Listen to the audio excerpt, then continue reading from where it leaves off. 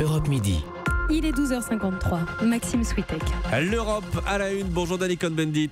Bonjour Maxime. Dany, évidemment avec vous aujourd'hui, on va revenir sur ce qui se passe en Allemagne, cette crise politique qui frappe le pays. Angela Merkel n'a pas réussi hier soir à rassembler une coalition de gouvernement. 3 questions. D'abord sur Angela Merkel elle-même, Dany. Vous pensez que c'est le début de la fin pour la chancelière ?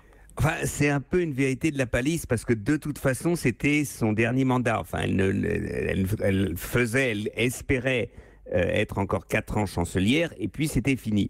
Moi, je crois qu'il ne faut pas l'enterrer. Hélène Kohn avait raison tout à l'heure. Elle fera au moins 2 mandats. Il y a 2 possibilités maintenant. C'est ou un gouvernement minoritaire ou le SPD va revenir à une grande coalition. Mais de toute façon, ne croyez pas, et je ne comprends pas qu'on puisse écrire en France que c'est sûr qu'il y ait de nouvelles élections. Il n'y aura pas de nouvelles élections avant 2 ans, c'est sûr. Et pendant 2 ans au moins, Angela Merkel restera chancelière. Et ça, c'est important. Dany, on a à l'instant un communiqué venu de l'Elysée, un communiqué qui se veut rassurant, qui explique qu'il y a toujours un gouvernement en Allemagne, que la France continue à travailler avec l'Allemagne. Mais est-ce que tout ça peut paralyser l'Europe ?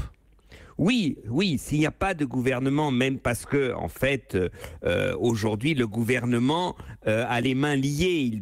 C'est les affaires courantes qu'il est en train de gérer. Oui, c'est important pour l'Europe, et c'est là où, justement, les libéraux allemands sont en faute, qu'il y ait un gouvernement allemand, parce qu'il y a des décisions très importantes qui vont être prises à la fin de l'année, au début de l'année prochaine, au niveau européen. Et là, si l'Allemagne n'est pas présente, eh bien, l'Europe fera du surplace. Dany, on voyait avec Hélène Kohn, notre correspondante en Allemagne, en début de journal, à quel point la suite des événements paraît floue. Quelle issue vous imaginez, vous, aujourd'hui ?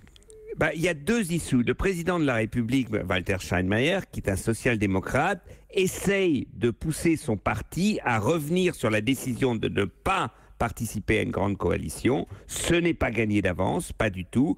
Ou un gouvernement minoritaire, ce qui est inconnu en Allemagne, ne correspond pas à l'idée de stabilité politique des Allemands aujourd'hui, mais dans la situation actuelle, ça apparaît une solution plausible. Ça serait un gouvernement minoritaire des chrétiens démocrates et des Verts. Ça serait une nouveauté.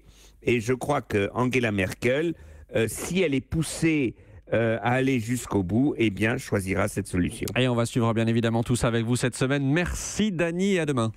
À demain Maxime. Ciao, ciao.